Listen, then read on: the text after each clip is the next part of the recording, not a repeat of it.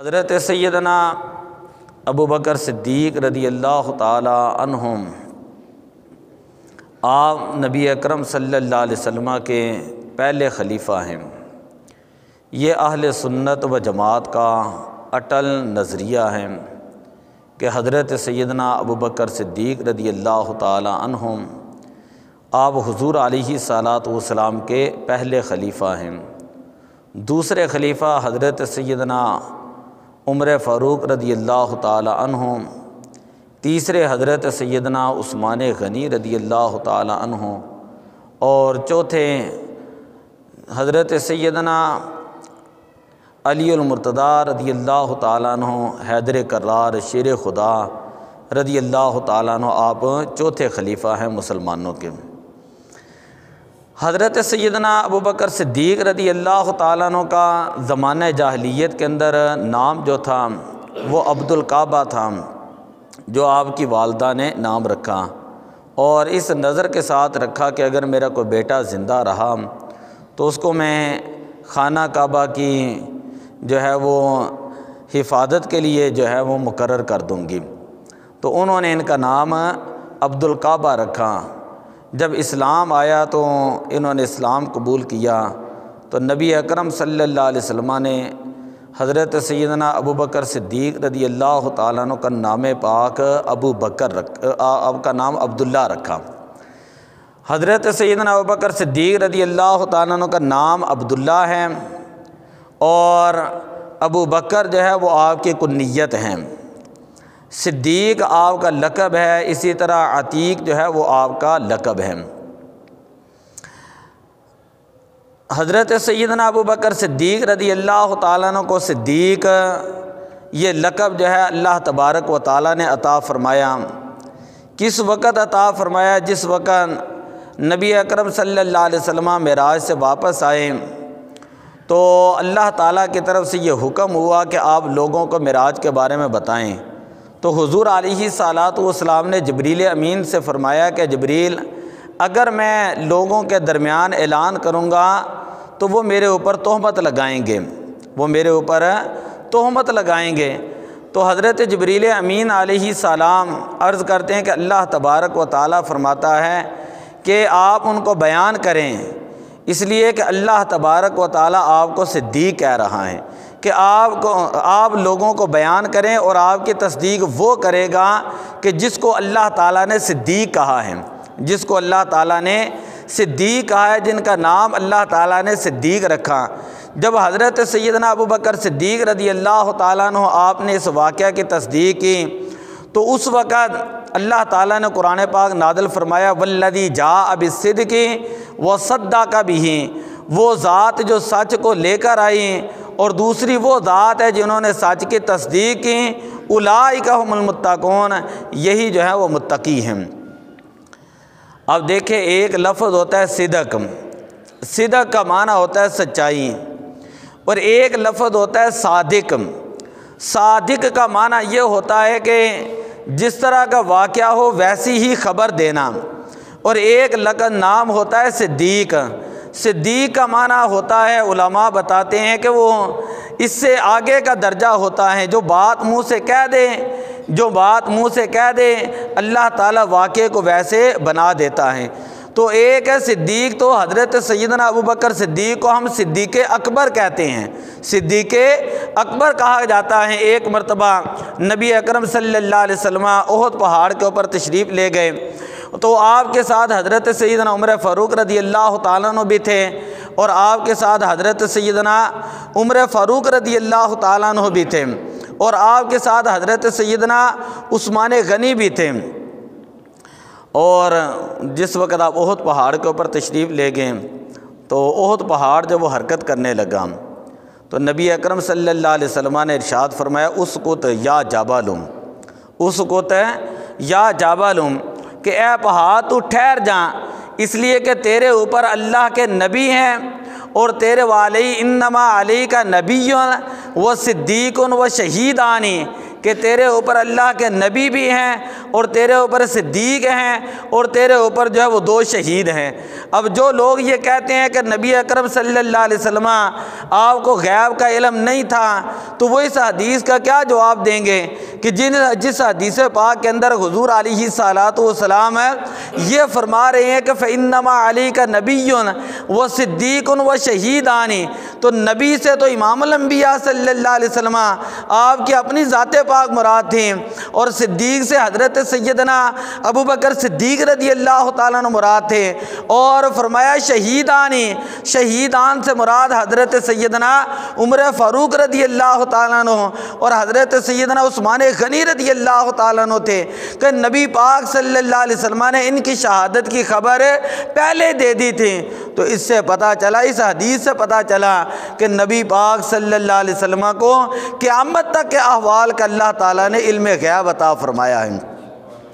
یعنی شہادت تو حضرت عمر فاروق رضی اللہ تعالیٰ عنہ کی بات میں ہوئی ہے اور حضرت عثمان غنی رضی اللہ تعالیٰ عنہ کی بات میں ہوئی ہے،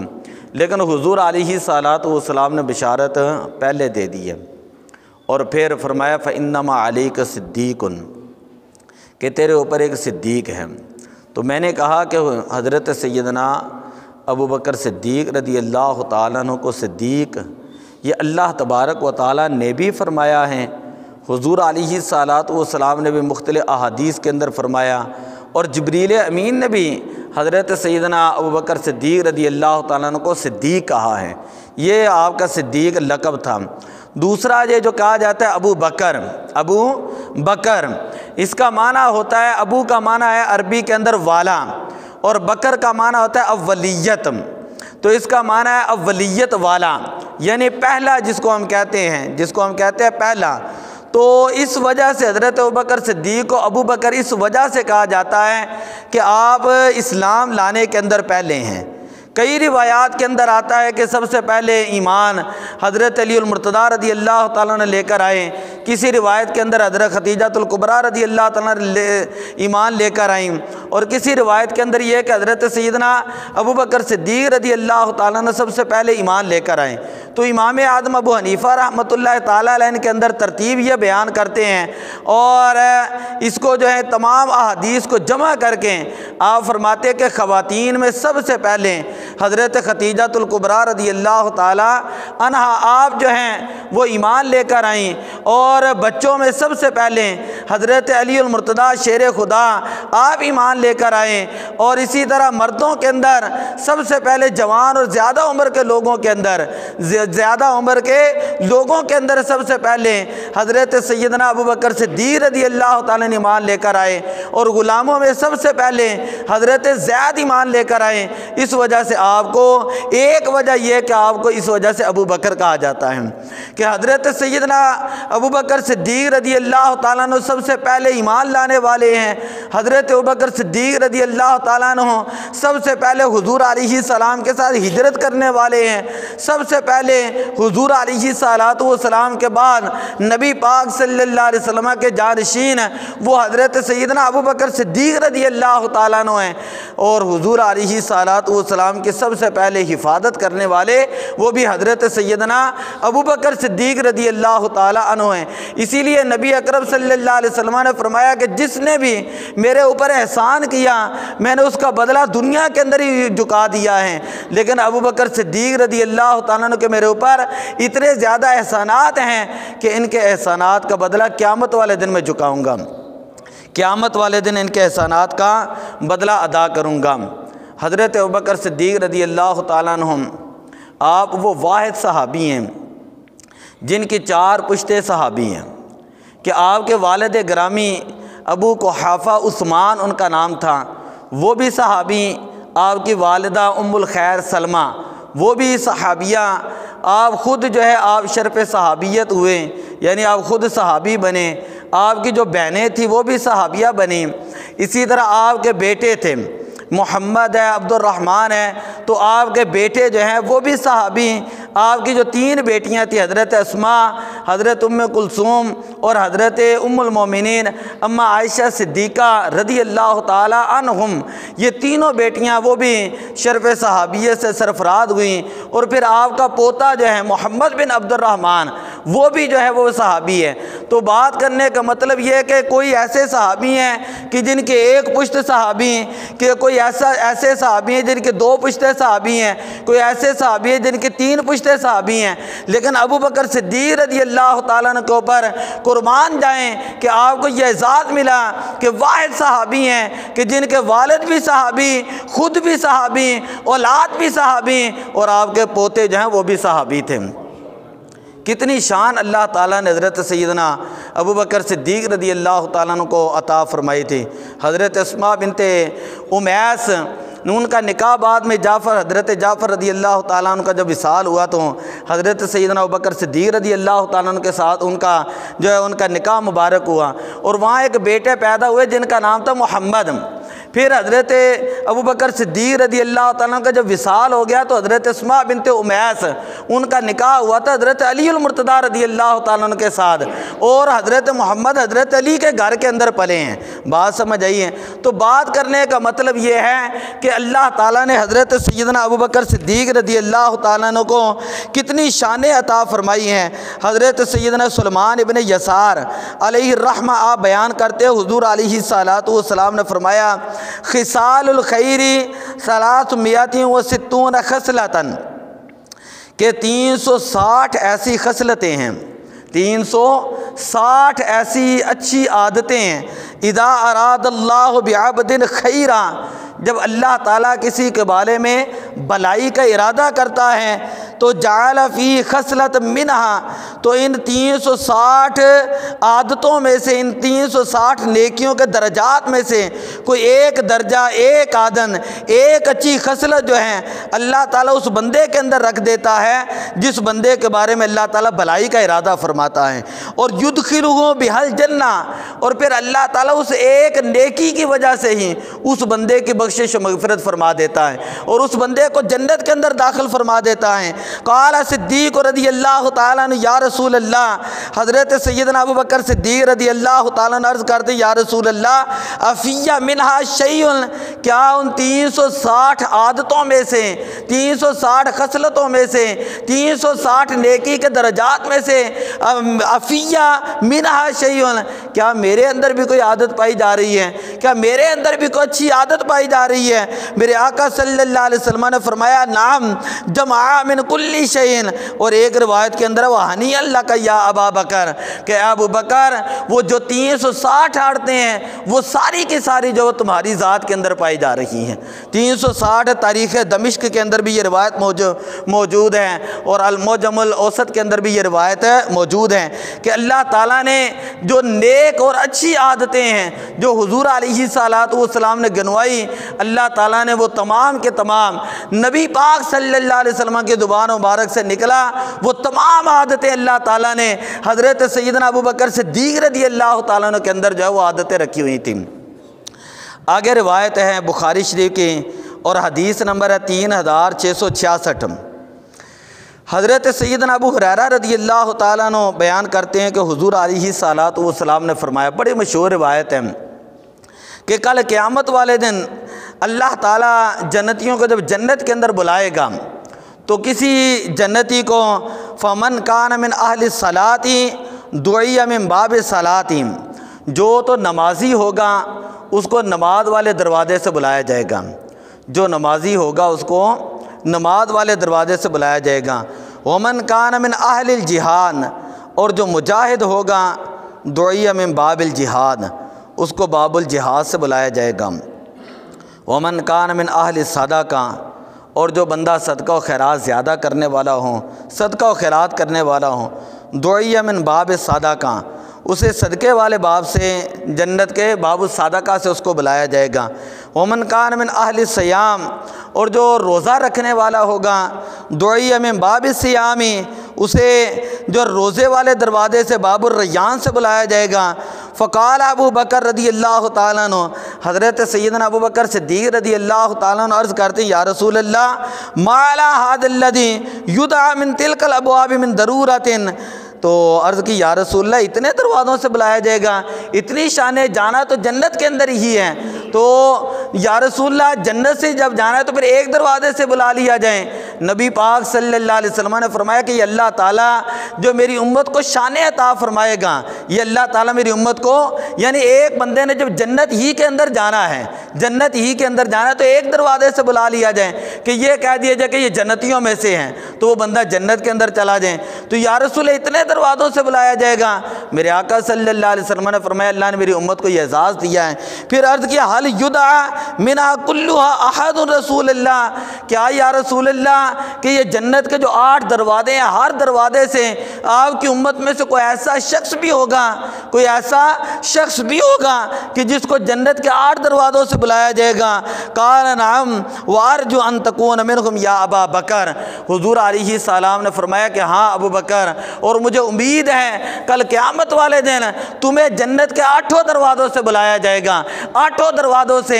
روزے کے دروازے سے بھی تمہیں آواز دی جائے گی، صدقہ کے باب سے بھی تمہیں آواز دی جائے گی، جہاد کے دروازے سے بھی تمہیں بلایا جائے گا، نماز کے دروازے سے بھی تمہیں بلایا جائے گا۔ کتنا بڑا اعزاز ہے! میرے آقا صلی اللہ علیہ وسلم کی شان مبارک بھی دیکھیں ایک دوسری طرف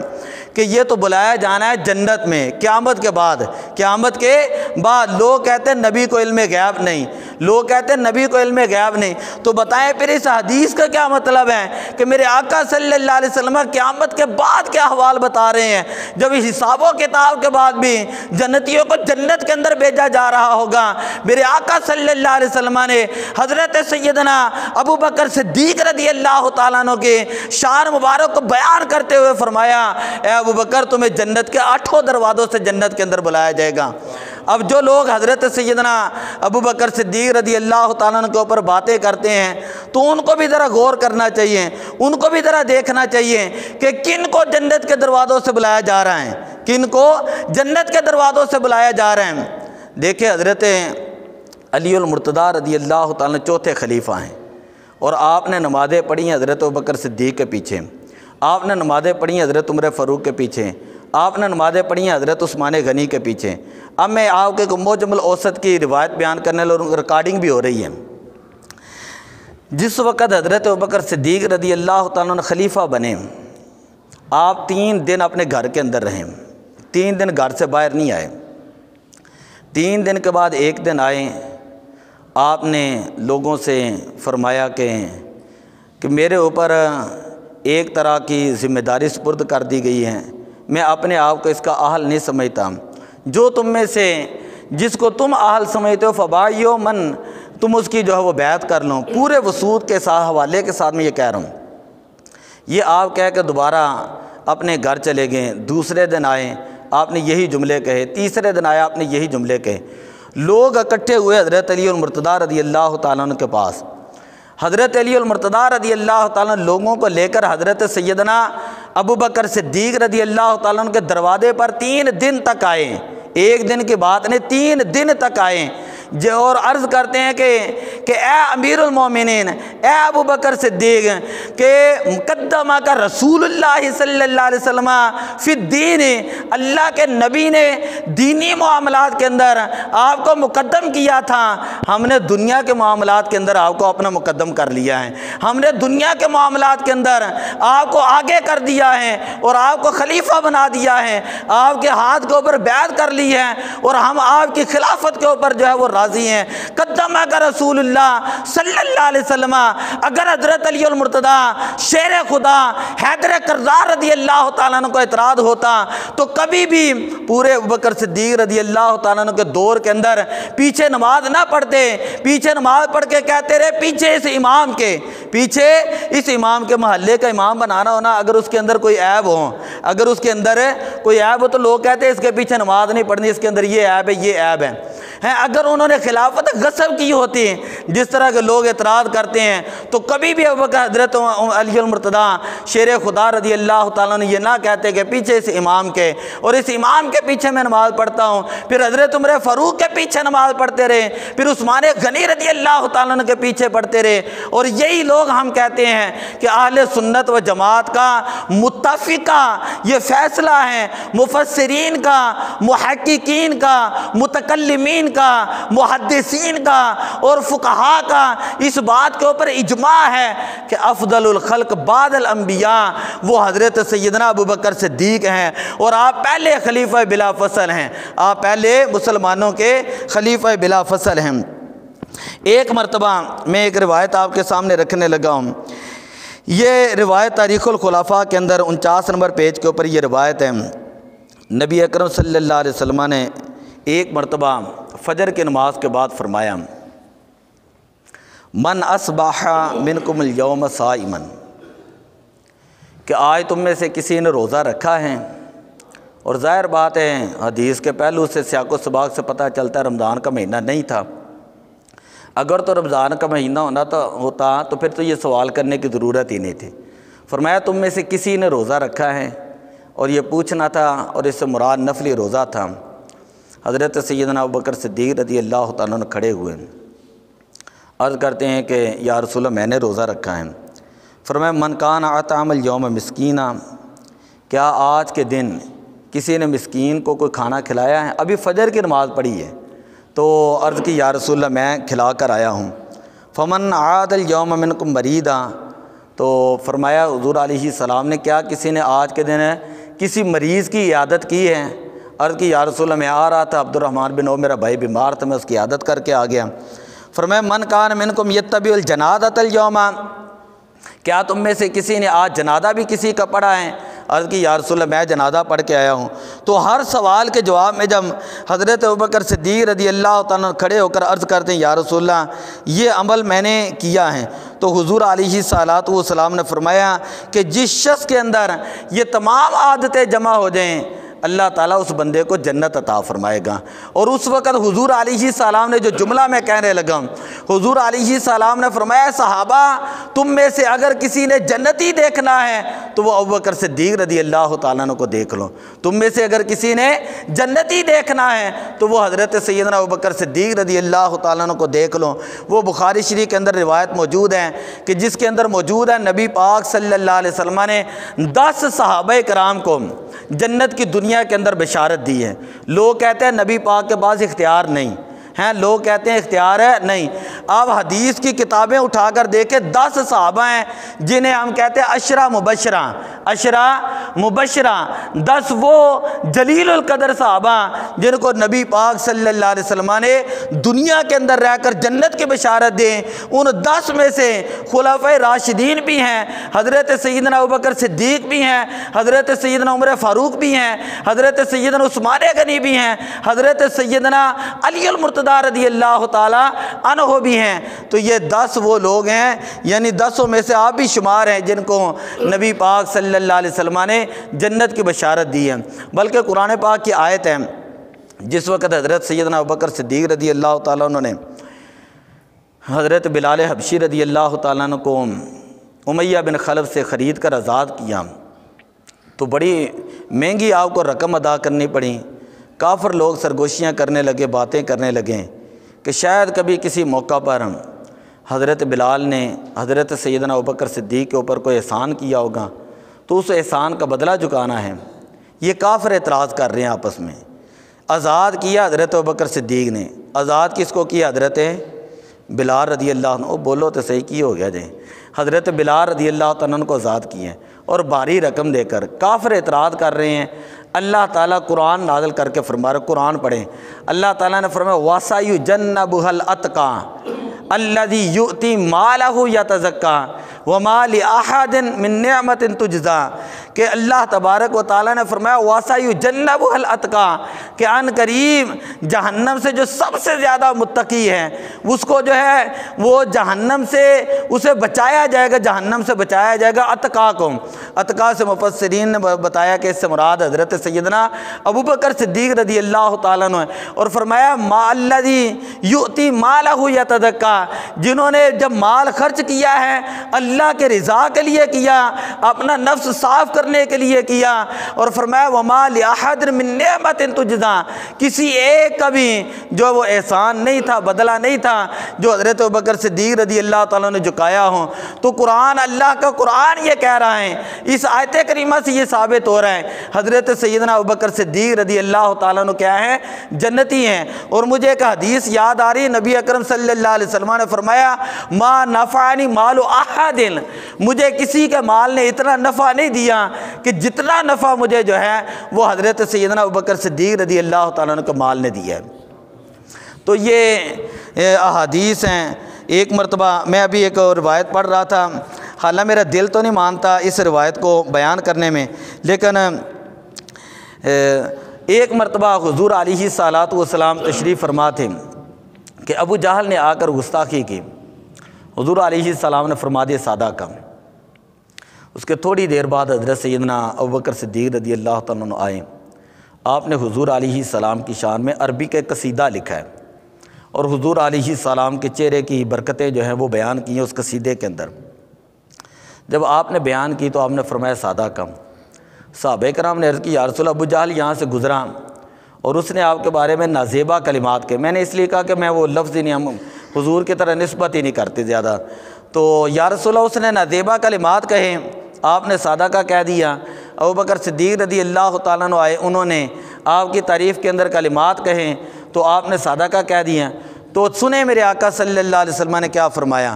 حضور علیہ الصلوۃ والسلام نے فرمایا انا مراۃ الحق کی،